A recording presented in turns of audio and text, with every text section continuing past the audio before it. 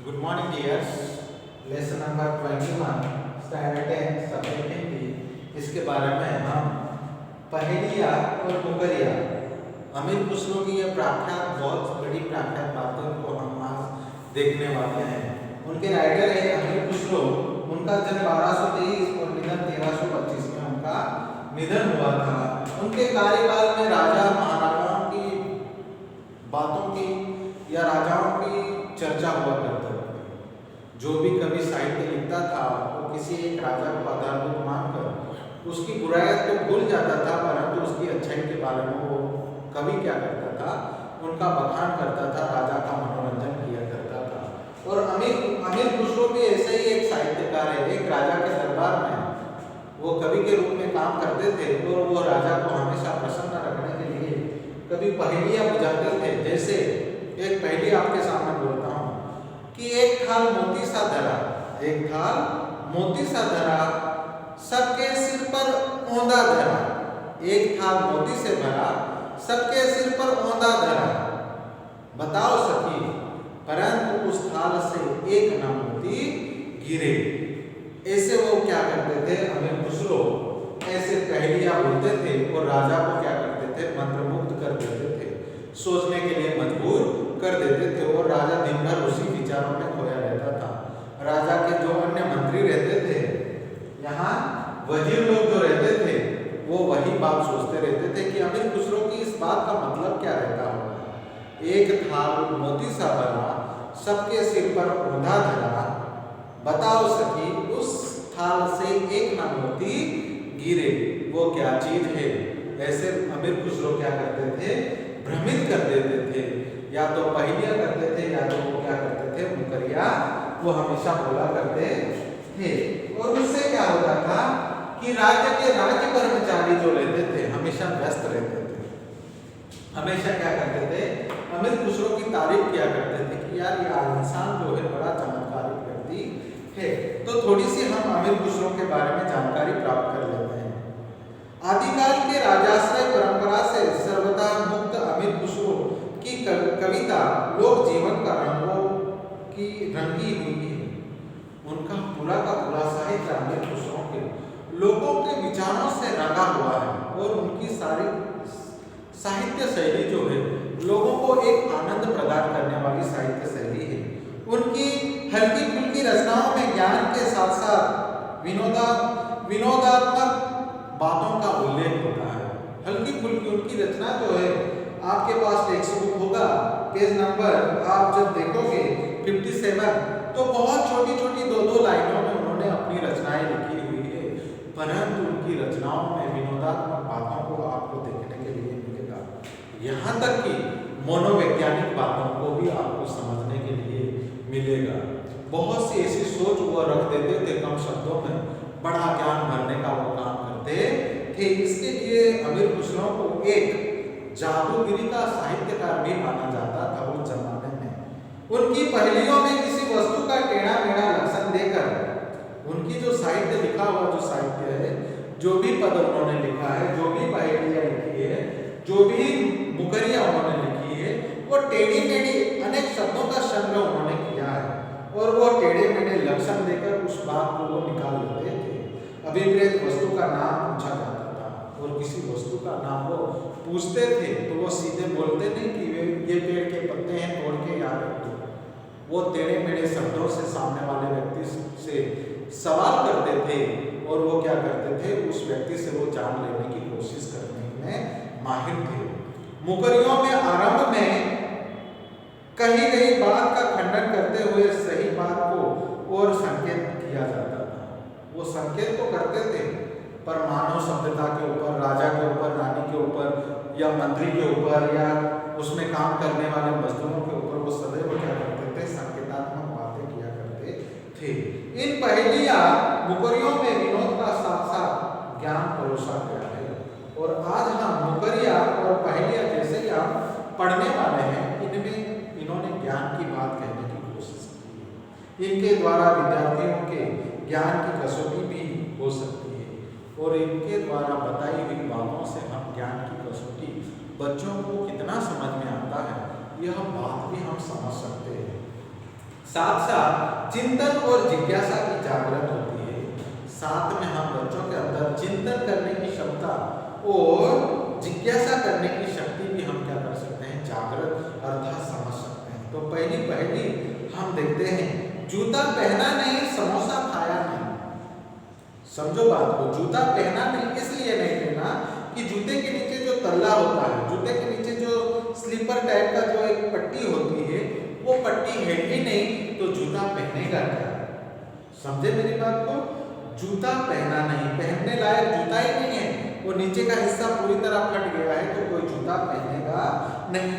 समोसा खाया नहीं अर्थात समोसा बना के रख दिया है, उसको तेल में कढ़ाई में रखा ही नहीं, डाला ही नहीं, तला ही नहीं, उसको फ्राई किया ही नहीं, तो खाएगा भला कौन?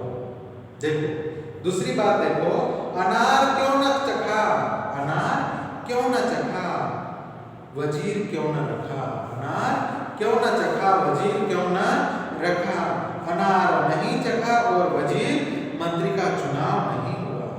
अनार इसलिए नहीं चखा कि वो अनार खाने योग्य नहीं था, और मंत्री इसलिए नहीं रखा कि मंत्री का चुनाव हुआ ही नहीं। इसके लिए वो कहते हैं कि वजीर क्यों न रखा अर्थात मंत्री क्यों न रखा, क्योंकि अनार में दाने नहीं थे, अनार खाने योग्य नहीं था, और उम्मीदवारों में कोई दानेदार बुद्धिमान आदमी नहीं था, अर्थात जिसको ज्ञान हो, वो प्रजा को संभाले, वो राजा के बातों का सही निर्णय ले, ऐसा कोई वजीर था ही नहीं, ऐसा कोई मंत्री था ही नहीं। इसके लिए वजीर को चुना गया नहीं। क्यों वजीर को रखा नहीं था? जिसे वजीर के रूप में चुना जाता हो, और वैसा व्यक्ति लायक व्यक्ति नहीं था, इसके लिए उसको रखा नहीं था। रोटी जली क्यों, घोड़ा अड़ा क्यों, पान सड़ा क्यों, अर्थात रोटी क्यों जल गई, रोटी क्यों जल गई, इसका कारण आप भी जान सकते हैं। यदि रोटी बनाते वक्त उसकी तरफ ध्यान नहीं दिया जाए, यदि रोटी को तवे पे डाल दिया गया है, रख दिया गया है, और उसको उल्टा पुल्टा नहीं कर दिया गया, तो वो क्या हो जाएगी, जल जाएगी। इसीलिए तवे पर उसे उल्टा नहीं गया, इसके लिए रोटी जल गई है। घोड़ा सवारी अथवा जोतने के समय क्यों अड़ गया, और कभी कभी बिना सिखाए घोड़े को यदि जोत दिया जाए तांगे के साथ, तो वो घोड़ा क्या जाता है, बैठ जाता है, वो बराबर काम करता नहीं है, वो उसे संभालने में सक्षम नहीं होता है।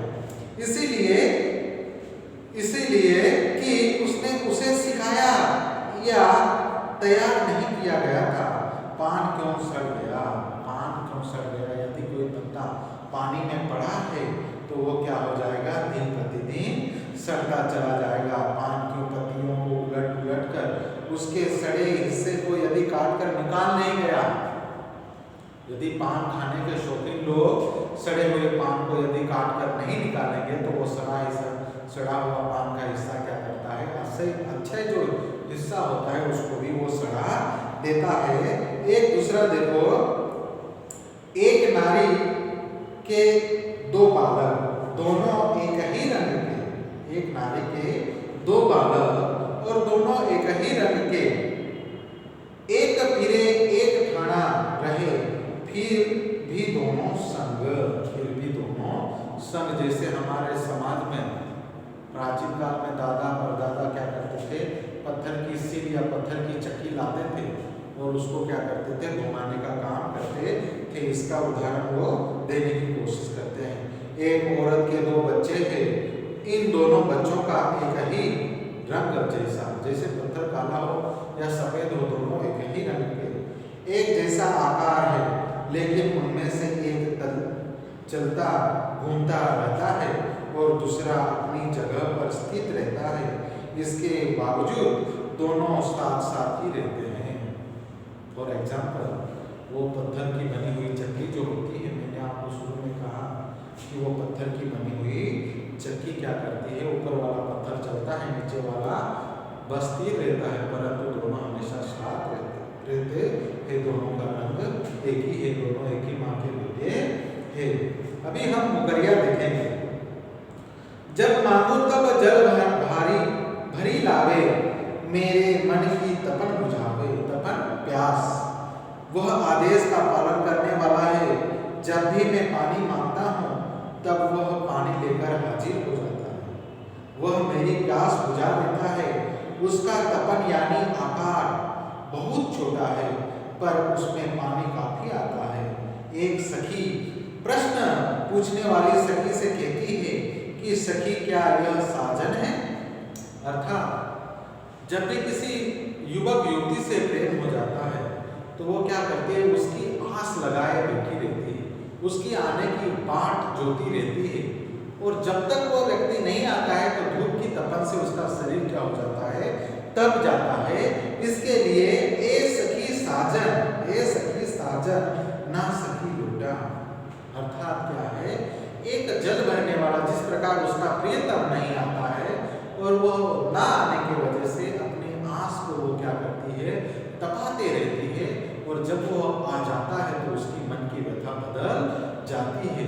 परंतु यहाँ पर उदाहरण किसका दिया है कि लोटा भरकर जब प्यास इंसान पी लेता, पानी पी लेता है तो उसकी शरीर की सारी तपन क्या हो जाती है, दूर हो जाती है। अर्थात प्यास जो है पानी से बुझ जाती है। इसके लिए यहाँ पर इस बात को दर्शाया गया है कि जब मांगू तब जल भरी लावे। प्यास जब लगती है तो आज्ञा का पालन करने वाला व्यक्ति क्या करता है, जल भरकर लेके आता है। मैंने मन की तपन बुझावे, और मेरे मन की क्या करता है, तपन बुझाता है। मन का भारी तन का छोटा ए सखी साजन, क्या आपका प्रियतम, क्या आपका प्रियसी ना सखी वो क्या है, लोटा है। अर्थात जल भरने का एक छोटा सा पात्र है। दूसरी मुकरिया देखते हैं, वो आवे तो शादी होए उस बिना दूजा और न कोई। वो आवे तो शादी होए उस बिना दूजा न कोई। मीठे लावे वाह के बोल ए सखी साजन ना सखी ढोल। देखो जब शादी होती है तो शादी यदि किसी कारणवश ढोल बजाने वाला, डीजे वाला, स्पीकर वाला, गाने वाला ना हो तो शादी नहीं लगती है। आज के ज़माने में शादी ब्याह में उसका आना आवश्यक है। और ढोल बाराती जब आते हैं, बाराती जब जाते हैं तो किसी न किसी साहित्य का, किसी न किसी साधन का गीत गाते हैं, बाजे बजाते हैं और बाजे बजाते हुए वो दुल्हन लेने के लिए जाते हैं। परंतु जब ढोल नहीं है तो वो शादी योग्य नहीं है, वो शादी नहीं हो सकती है। अति सुरंग है रंग रंगीले, देखो अति सुरंग है रंग रंगीले, है गुणवंत बहुत चटकीला, राम भजन बिना कभी न सोता। ए सखी साजन ना सखी तोता। यदि तोते को यदि कोई बात सिखा दी जाए, अपने घर में यदि कोई पक्षी पाल कर रखा है और उसको किसी प्रकार की भाषा, किसी प्रकार का गीत सिखाया जाए तो वो क्या करता है, सोते समय उसको उस हुई गीत को क्या करता है, रटता है। वो बहुत सुंदर रंग वाला है। तोता क्या होता है, सुंदर रंग वाला होता है और वह दिखने में भी बहुत सुंदर है, वह बहुत गुणवान है। और जब तोते को सारी बातें सिखा दी जाती है तो वो सारी की सारी क्या हो जाती है, गुणवान हो जाती है। ये सखी प्रश्न पूछने वाले जवाब के रूप में पूछती है, सखी क्या है, साजन है? क्या सखी आपका यह प्रियतम है?